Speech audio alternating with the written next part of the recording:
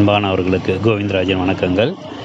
ஸ்வயம் கோர்ஸில் child development education அப்படின்ற இந்த கோர்ஸோட அனௌன்ஸ்மெண்ட் காலத்தில் லைவ் லெக்சர் செஷன் ஆர்கனைஸ் பண்ணியிருக்காங்க கோஆர்டினேட்டர். அதன்படி 18/3/2025 மாலை 7 மணிக்கு லைவ் லெக்சர் சீரீஸ் 2 அவங்க கண்டக்ட் பண்ணுறாங்க. அதுக்கான ஜூம் மீட்டிங்கோட ஐடி பாஸ்வேர்ட் கொடுத்துருக்காங்க.